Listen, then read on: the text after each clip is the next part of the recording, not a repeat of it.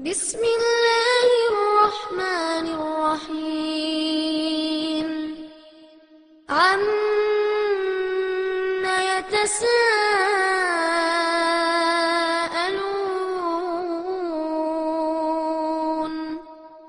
عن النبأ العظيم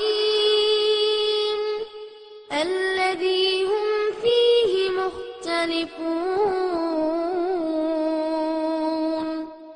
كلا سيعلمون ثم كلا سيعلمون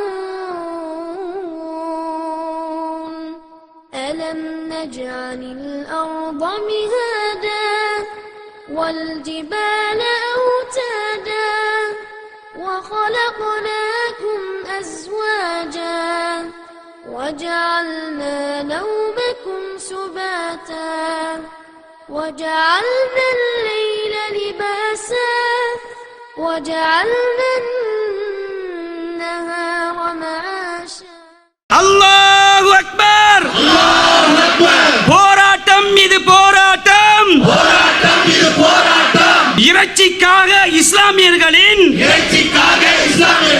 இன்னுயிர் போக்கும் வல்லூர்களின் இன்னுயிர் போக்கும் வல்லூர்களின் பயங்கரவாதத்தை கண்டித்து முஸ்லிம்களின் போராட்டம் முஸ்லிம்களின் போராட்டம் முஸ்லிம்களின் போராட்டம் முஸ்லிம்களின் போராட்டம். ஜாக்கிரதை ஜாக்கிரதை ஆட்டிறைச்சி என்று கூறி ஆட்டிறைச்சி என்று கூறி மனித வேட்டை தொடருமானால் வேட்டையாடும் மிருகங்களை வேரோடு சாய்ப்பம் ஜாக்கிரதை. பொறுக்க மாட்டோம் பொறுக்க மாட்டோம் இழக்க மாட்டோம் இழக்க மாட்டோம். உணவு உண்ணும் உரிமையை உயிர் போனாலும் இழக்க மாட்டோம். இஸ்லாமியர்களை கருவறுக்கும் இஸ்லாமியர்களை கருவறுக்கும். இறைச்சி உண்டால் மரணம் என்றால் இறைச்சி உண்டால் மரணம் என்றால் இந்துத்துவாவை தடை செய் இந்துத்துவாவை தடை செய். மோடி அரசே எச்சரிக்கை மோடி அரசே எச்சரிக்கை. முல்லை முள்ளால் எடுப்பதற்கு அடே முல்லை முள்ளால் எடுப்பதற்கு முஸ்லிம்களும் தயாரடா. இறைச்சி உண்டால் மரணம் என்று இந்துத்துவாவை தடை செய். எச்சரிக்கை எச்சரிக்கை. அக்கிரமத்தை அடக்க மறுத்து மத்திய அரசை கண்டிக்கிறோம் மத்திய அரசை கண்டிக்கிறோம் மோடி அரசை கண்டிக்கிறோம். இல்லையே இல்லையே இல்லையே இல்லையே பாதுகாப்பு இல்லையே. ஐஎஸ்ஸும் ஆர்எஸ்எஸ்ஸும் பயங்கரவாதத்தில் ஒன்றட பயங்கரவாதத்தில் ஒன்றட. பேசடா நீ பேசடா பேசடா நீ பேசடா. இங்கே கூடியிருக்கிற நம் அனைவரின் மீதும் எல்லாம் வல்ல இறைவனின் அன்பும் அருளும் பொழியட்டுமாக என்ற பிரார்த்தனையோடு ஆரம்பம் செய்கிறேன். இங்கு நடைபெற்று கொண்டிருக்கிற இந்த ஆர்ப்பாட்டம் நாட்டிலே கடந்த 3 ஆண்டுகளாக நடந்து வருகிற அராஜக செயலை தலைமையேற்று நடத்தி கொண்டிருக்கிற மத்திய அரசின் அவலங்களை எடுத்துரைப்பதற்காகவும் மாடுகள் வாழட்டும் மனிதர்கள் சாகட்டும் என்ற எண்ணத்தோடு களப்பணியாற்றி கொண்டிருக்கிற அயோக்கியர்களுக்கு கடுமையான மரண தண்டனை விதிக்கப்பட வேண்டும் என்பதை வலியுறுத்தியும் இந்த ஆர்ப்பாட்டம் இங்கே நடைபெற்று கொண்டிருக்கிறது. மத்தியிலே பாஜக அரசு பொறுப்பேற்றுக் கொண்ட நாளில் இருந்து நாட்டிலே நடைபெற்ற எண்ணற்ற பல நிகழ்ச்சிகளை நாம் தொடர்ந்து பார்த்து வருகிறோம். கடந்த ஆண்டிலே முகமது அஹ்லாக் என்ற பெரியவரை மாட்டின் பெயரால் படுகொலை செய்தார்கள்.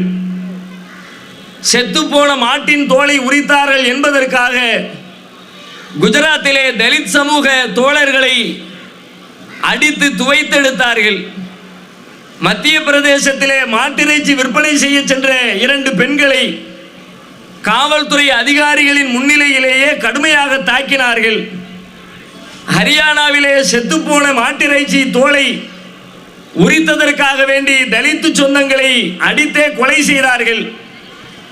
2 முஸ்லிம் வாலிபர்கள் மாட்டிறைச்சியை காரணம் காட்டியே அவர்களுடைய வாயில் மாட்டு சாணத்தை திணிக்கிற அளவிற்கு கடுமையான காரியங்களை அரங்கேற்றினார்கள். அந்த அரங்கேற்றுதலின் தொடர்ச்சியாக தற்பொழுது ராஜஸ்தானில் மாடுகளை முறைப்படி அரசின் சட்டத்திற்கு உட்பட்டு வாகனங்களில் ஏற்றிக் கொண்டிருந்த சில பேரை பசுவை பாதுகாக்கிறோம் என்ற பெயரில் இயக்கம் நடத்துகிற அயோக்கியர்கள், அராஜக பேர்வழிகள், காவி சிந்தனை உடையவர்கள் கடுமையாக தாக்கி அதிலே 55 வயது மதிப்புள்ள பெஹ்லூகான் என்ற பெரியவரையும் படுகொலை செய்திருக்கிறார்கள். இதையெல்லாம் அவர்கள் எந்த அடிப்படையில் செய்கிறார்கள்? இந்து மதத்தின் பெயரால் செய்கிறார்கள். இந்து மதத்தை காப்பதற்கு நாங்கள் வந்திருக்கிறோம் என்று அறைகோலிட்டு செய்கிறார்கள். இந்து மதத்திலே பசு என்பது புனிதமானதாக சொல்லப்பட்டிருக்கிறது. பசு என்பது நாங்கள் வணங்குகிற தெய்வமாக இருக்கிறது.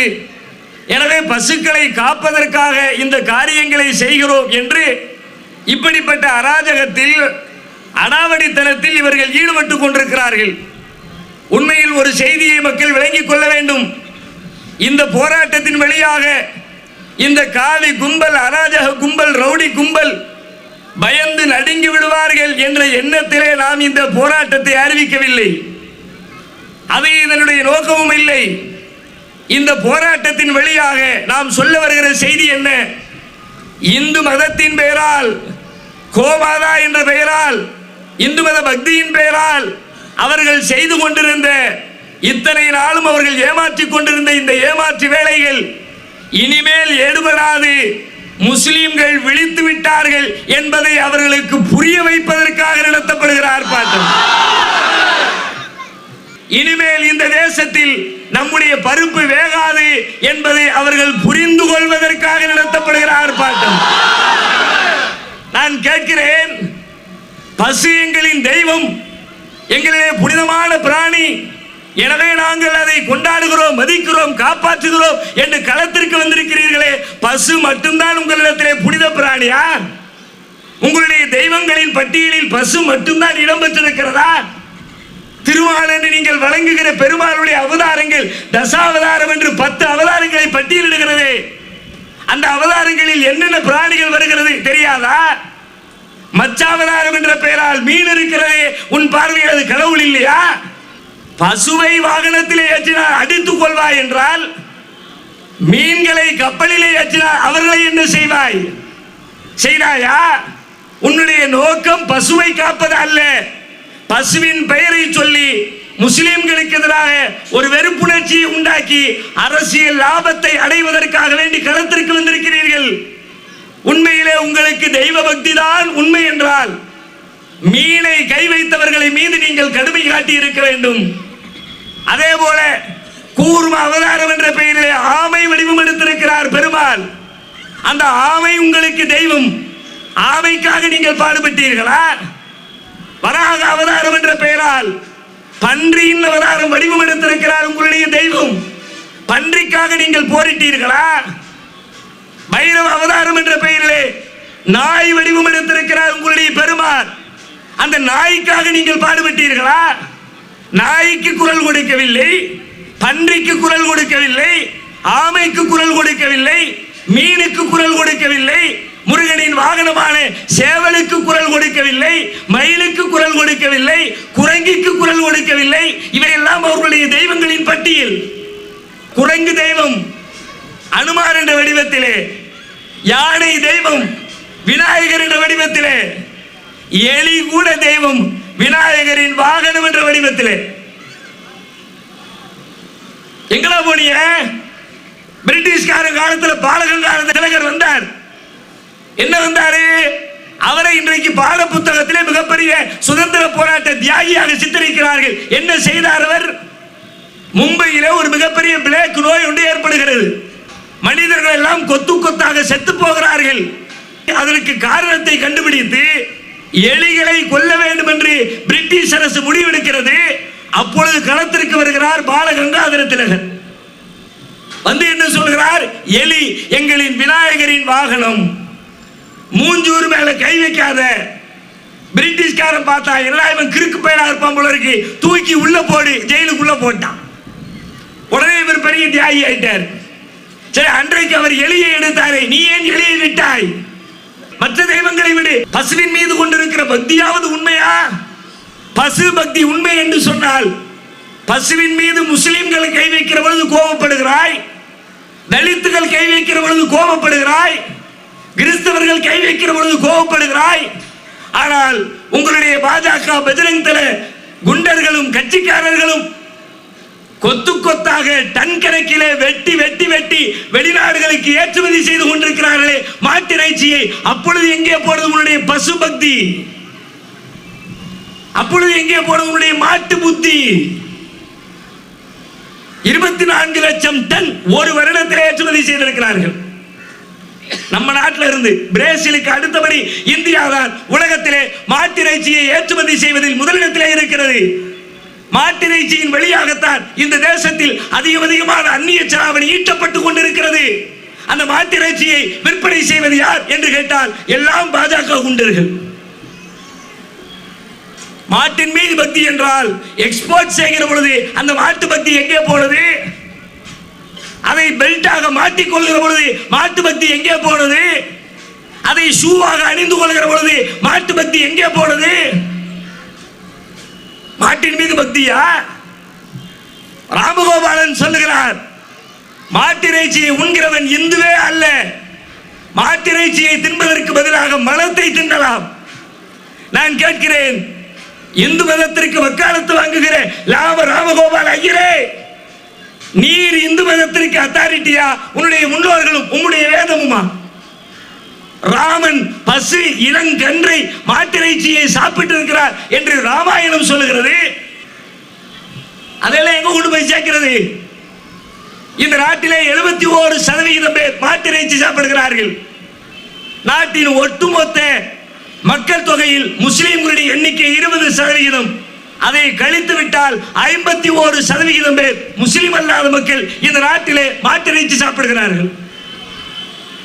அப்ப அவங்களாம் பார்வையில் இந்து கிடையாது. மாட்டிறைச்சி சாப்பிடுவதற்கு பதிலாக மலத்தை தின்னலாம்.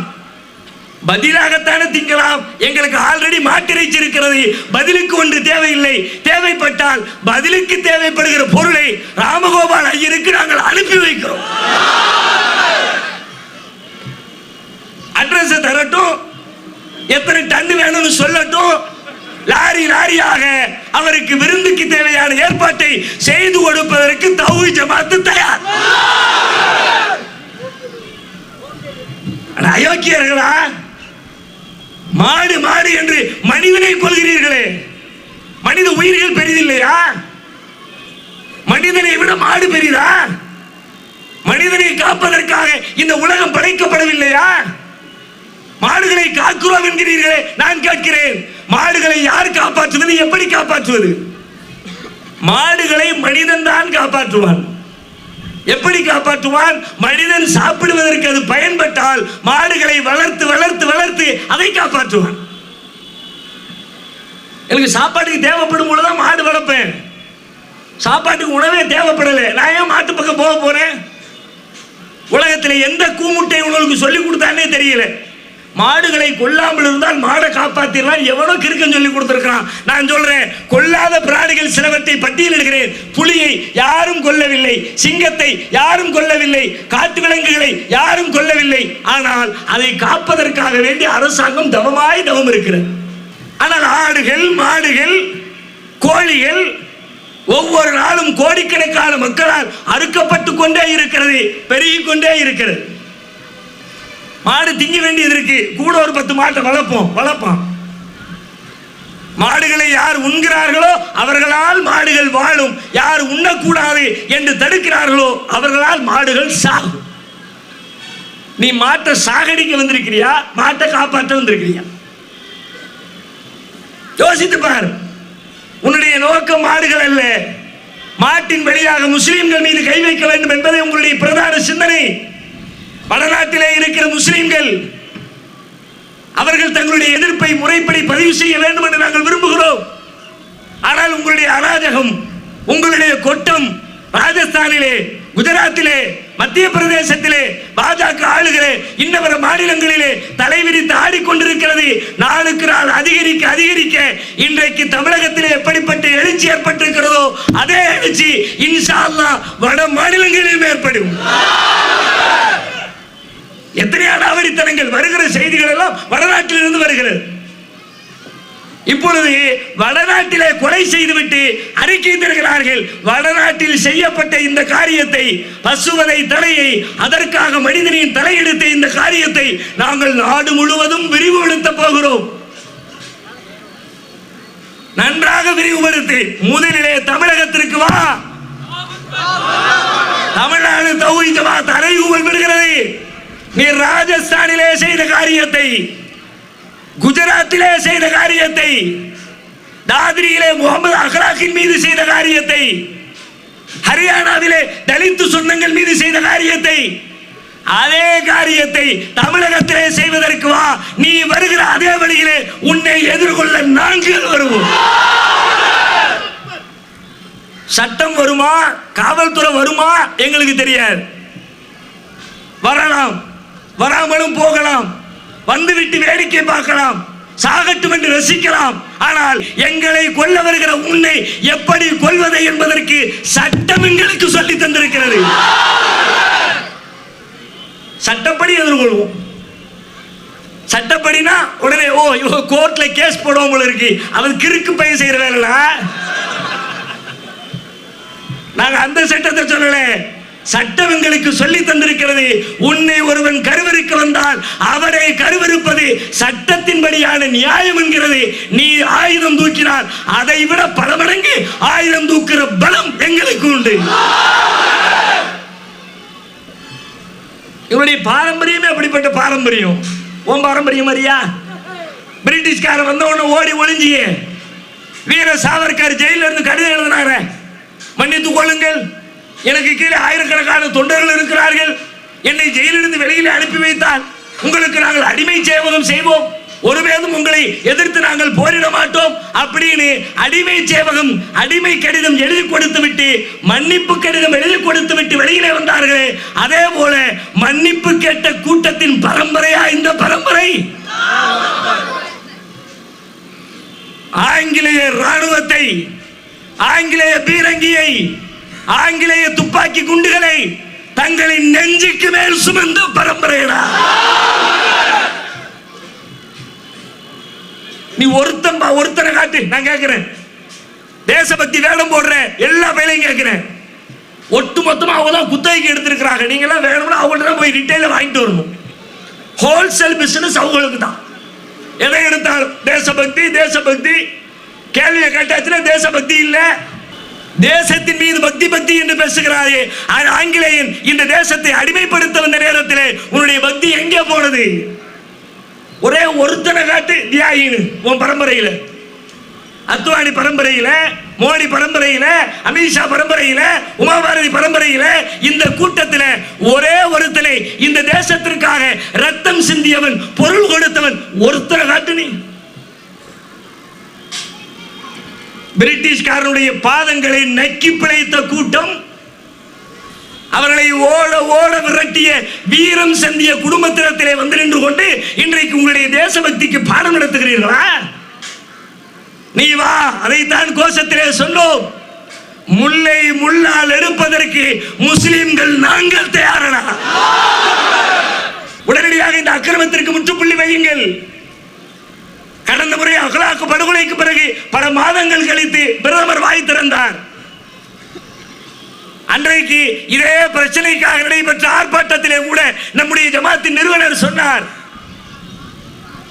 இதற்கு முன்னால் ஒரு ஊமையை பிரதமராக வைத்திருந்தோம், இப்பொழுது நாம் செத்த பிணத்தை பிரதமராக வைத்திருக்கிறோம் என்று சொன்னார்.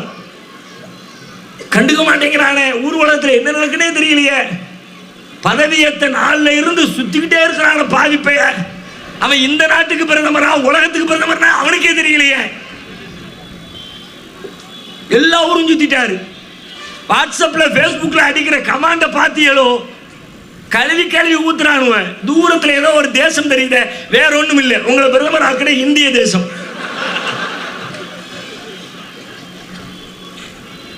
வரும்போதே ஒரு திட்டத்தோடு வந்திருக்கிறான். 5 வருஷத்துக்குள்ள உலகத்துல நம்ம போகாத நாடே இருக்கக்கூடாது என்கிற அளவிற்கு வேகத்தோடு பயணம்.